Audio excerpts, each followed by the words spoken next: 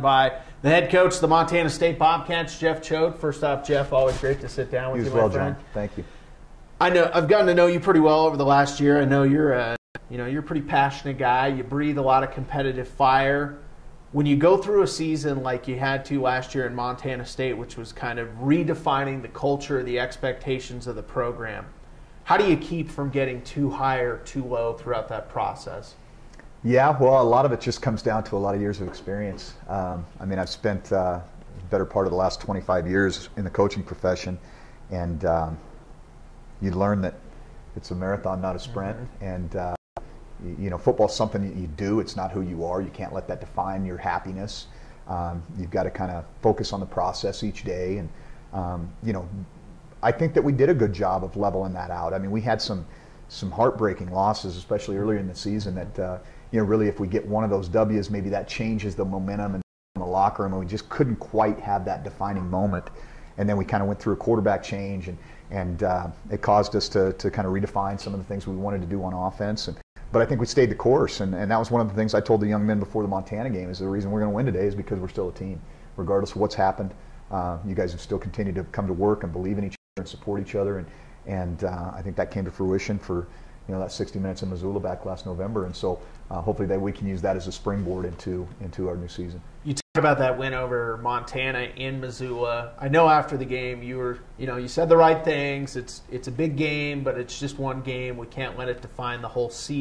But a win like that obviously energized the fan base. Have you seen that momentum carry out throughout the offseason and in recruiting and engagement with boosters? Yeah, I think that what you come to realize is, even though, as you said, it's important, you don't fully understand it until you go around the state after you win or lose, to see how passionate that fan base is, and truly how important it is, especially to the Montana State fan base, to have an opportunity to win that game and have those bragging rights for the next 364 days. And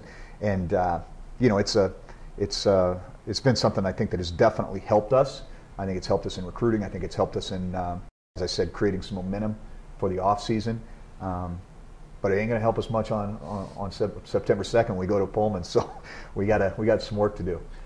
You've got a young guy in your program by the name of Chris Murray, and you and I talked a little bit about Chris off camera, but he showed continual improvement week after week. But he was a freshman. He had the growing pains, there's no doubt. But how much of coaching a young quarterback is a mix of, is it patience, or is it having to constantly be that guy who's working on refining their game? What do you need in order to do it successfully? Well, I think you have to have really high expectations, but being a quarterback is not just about what happens between the white lines. I mean, the preparation is the big thing that separates most of those great ones from average ones. And I think that having a guy like Denarius McGee on our staff now, who was a tremendous competitor, a winner, and really did it through grit and hard work, not necessarily just pure athleticism, has been a tremendous asset for Chris and for our program. And so I think the next step for Chris is to just continue to kind of absorb that and take that in. I think what I've got to do as a head coach in dealing with Chris is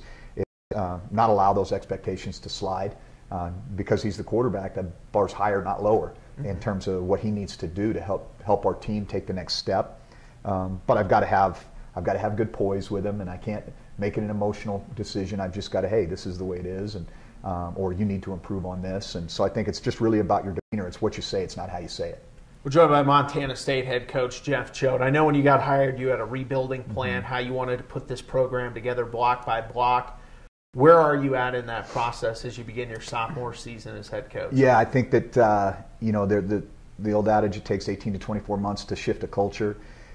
We're going to be at that 18-month mark on August 1st, and I really feel like that shift started to take place, believe it or not, after spring ball is when I felt it the most. We've kind of got our guys really fighting for the culture and the values that we're starting to instill, and you can see guys that are standing up and saying, hey, that's not how we do things around here. And so I really feel like we're pushing that thing forward in the right direction. I probably won't fully have a complete answer for you until we get through fall camp, and we've had a chance to be around these guys pretty much nonstop for 30 days. But I feel good about where it is right now, and I know it's a continual process. I mean, every year is a new challenge. That's one of the unbelievable things about the sport of football is, in basketball you might take one piece out and put one piece in.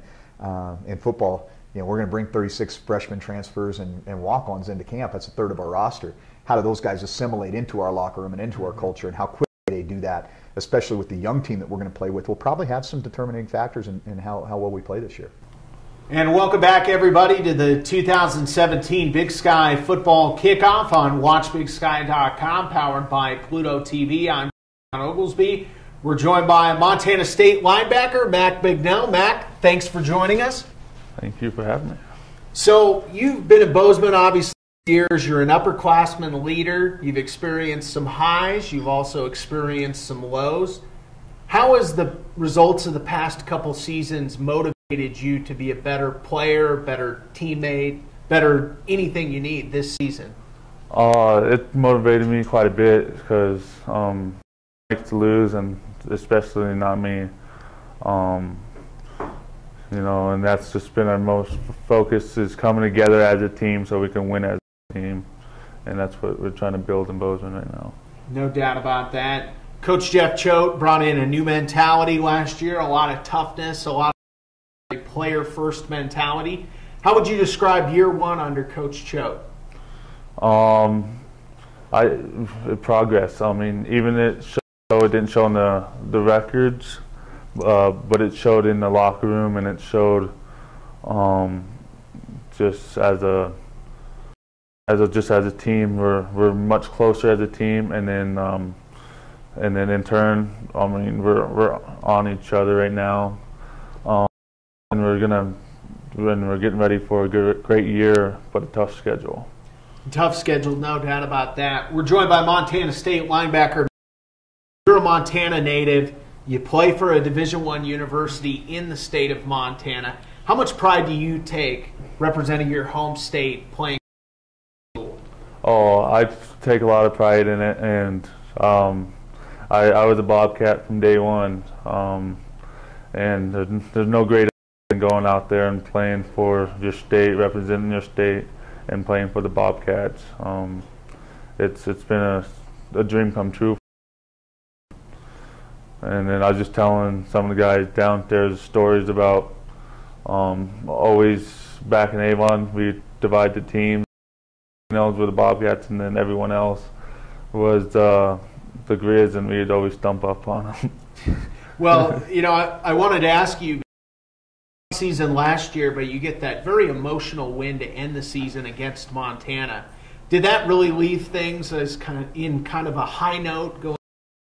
Yeah, not so much the win, but how we won that game.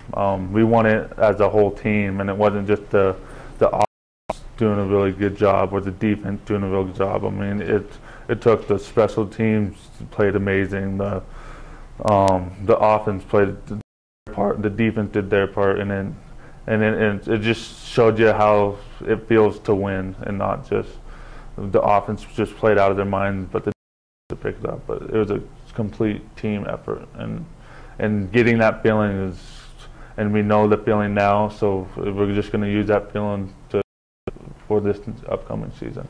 You talked about that team feeling of winning and success as a team. With that in mind, what are some of the unique goals that you and your teammates have this season getting ready for next season? We just have a one day at a time kind of goal setting, and it's just to get as best as you can in that 4 hours a day or whatever it is that you have to work out or practice. And we're not looking ahead, we're taking it day by day, and that's just kind of the mentality we have, that blue collar gold standard mentality. Just take it day by day, give your in that day, and then do all this again tomorrow. Last question, and then we'll let you go. Your individual goals. You're obviously a well-respected player in the conference, the better linebackers in this conference. What are some of your individual goals as you get ready for this season at Montana State? I don't really. I have some individual goals, but they're more team goals, and I focus on winning the Big Sky, the Grizz, making it to the playoffs, and then that's just kind of who I am as a player. I'd rather win the Big Sky than win the Defensive Player of the Year award.